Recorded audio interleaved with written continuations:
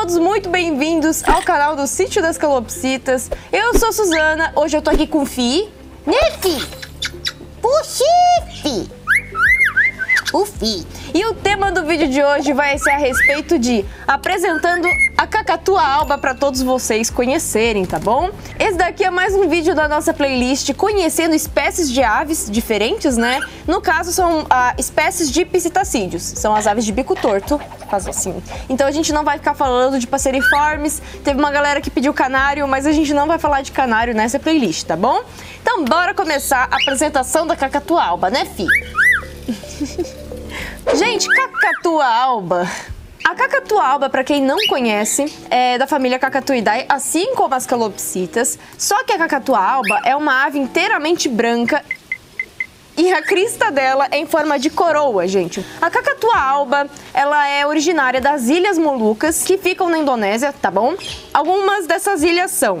Eu vou ler porque eu não sou obrigada a decorar nome de ilha de Indonésia. Mas enfim. Amaluco, Caciruta, Bacan, Tidare, Mandiole, Tornate. Alguns dos exemplos dessas ilhas. E Halmahera. Gente, tudo nome difícil. São as ilhas da onde a cacatua alba é uma espécie endêmica. Ou seja, só existe nesse lugar do mundo. Você não vai ver uma cacatua... Difícil, né? Você não vai ver uma cacatua alba voando aqui no nosso Brasil, em meio de São Paulo, por exemplo. Porque eu já expliquei que a cacatua alba é endêmica dessa região do mundo. E, no caso, são arquipélagos de ilhas que são muito isolados do mundo. Isso também traz uma característica de que os animais que acabam surgindo nessas ilhas são muito específicos. A cacatua alba, ela tem cerca de 48, 46 centímetros de altura. E a cacatua alba possui uma grande diferença anatômica de tamanho da fêmea para o macho. Nas calopsitas, por exemplo, tanto o macho quanto a fêmea, eles possuem o mesmo tamanho. Então, se eu pegar o Fi tem cerca de 115 gramas, mais ou menos, e o Fi, ele é um macho, mas ele poderia ser uma fêmea de calopsita com esse tamanho. Puxa, Fi! A cacatua alba, ela tem uma diferença do dobro do macho para a fêmea. Se você pegar a média de tamanho da fêmea, ela pesa em cerca 400 gramas, enquanto o macho da cacatua alba vai pesar cerca de 800 gramas. Outra característica também é que a gente possui... Ô, Fi! Você para quieto, cara. Você tem que ficar quieto. Ó, deixa eu te comprar de novo. Eu tô com os aperitivos dele pra ele ficar quieto aqui. Porque é difícil gravar com calopsita, gente. Vocês pensam que eles são santos, mas eles não param de gritar. O dimorfismo sexual da cacatua alba, além do tamanho, que você vai ter fêmea com 400 gramas e o macho com 800, é a cor da íris dos olhos. Pra vocês que ainda não sabem o que é íris, é a parte colorida do nosso olho. A minha, no caso, é castanha, né? Mas você tem pessoa de olho azul, olho verde. E, na verdade, o que muda de cor é a íris da pessoa. Isso acontece com as cacatuas albas também. A cacatua alba macho possui a íris escura, é como se fosse um castanho bem escuro, quase preto. Por outro lado, a cacatua alba fêmea possui a íris castanho avermelhado. Então, se você for olhar uma cacatua alba e ela for menor, com o olhinho avermelhado, é uma fêmea. Se você pegar uma cacatua alba grandona e o olho é preto, é um macho, tá bom? Outra característica da espécie é que ela entra em maturidade sexual com 4 anos de idade. E é o que também vai justificar o alto valor que custa uma cacatua lá pra frente, que eu vou explicar pra vocês. Além dela entrar na maturidade sexual com 4 anos de vida, é muito difícil você conseguir reproduzir esses animais em cativeiro. Por quê? A cacatua, muitas vezes, o macho tem um acesso de raiva e bate na fêmea durante a reprodução, e pode até acontecer do macho matar a fêmea de cacatua durante a reprodução. O que é algo que muitos...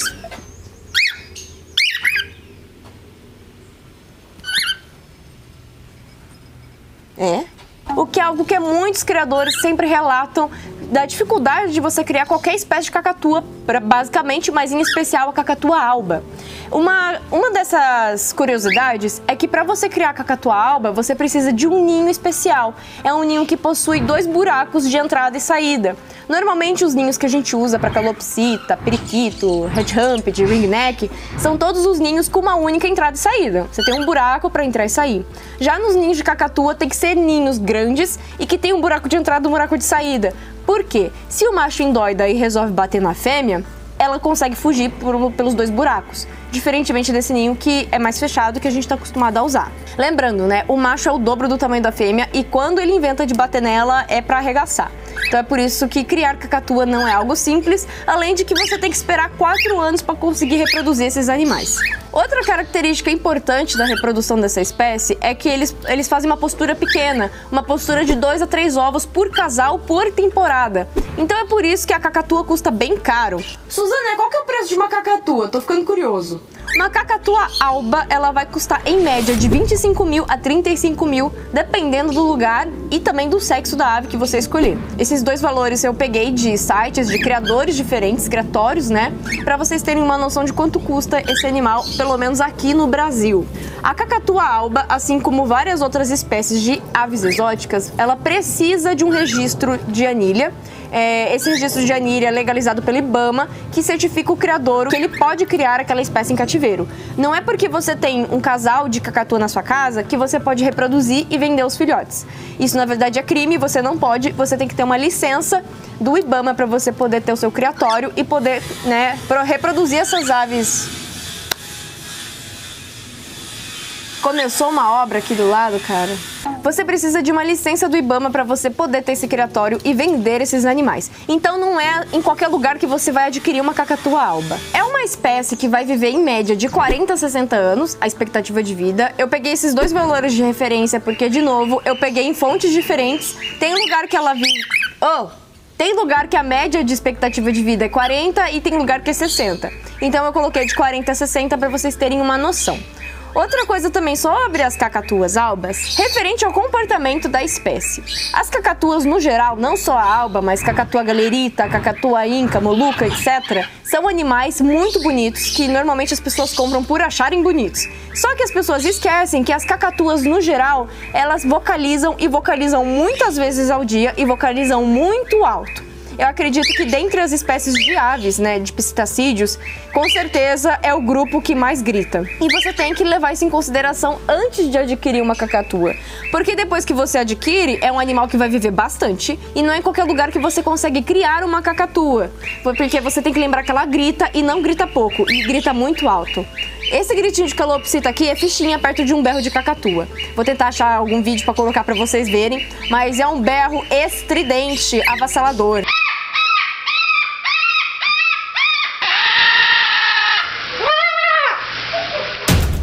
Então, antes de você ter qualquer espécie de cacatua, você tem que levar isso em consideração. Outra coisa também é que as cacatuas são animais extremamente inteligentes, precisam de enriquecimento ambiental, precisam de um contato muito próximo com o dono dela.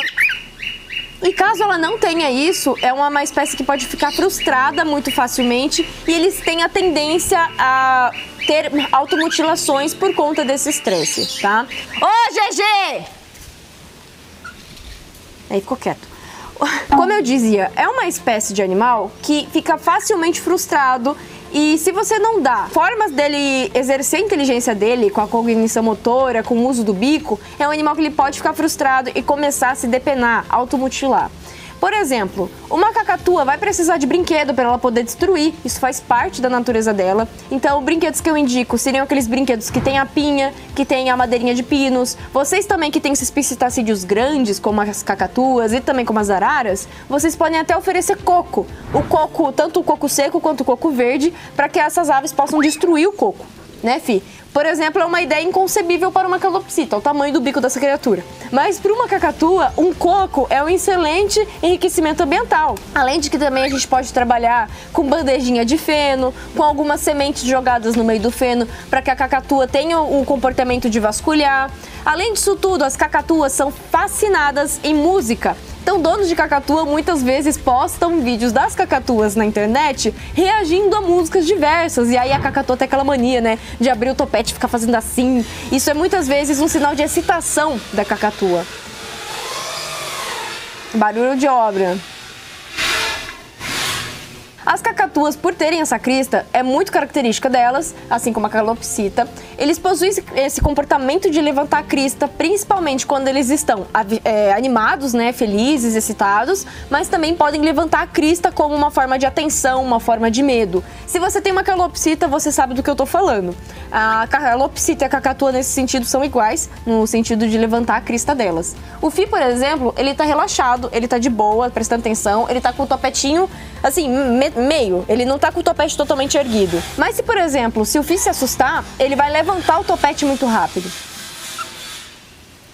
Tá difícil. Então a cacatua é um animal que muitas pessoas gostam como pet porque é um animal inteligente, você consegue ensinar truques e a cacatua é muito divertida. Você vê que com a música ela dança, ela pula, ela canta, ela brinca. E as cacatuas também aprendem a falar. É claro que não são conhecidas como os papagaios por aprenderem a falar, mas as cacatuas falam sim. E outra característica muito legal das cacatuas é que já é conhecida a habilidade delas em inventar movimentos de dança, diferentemente de outras espécies. Então as cacatuas, principalmente a galerita, a cacatua alba, são animais muito dançantes e muito divertidos. Próxima característica que eu vou comentar com vocês é referente à alimentação desse animal.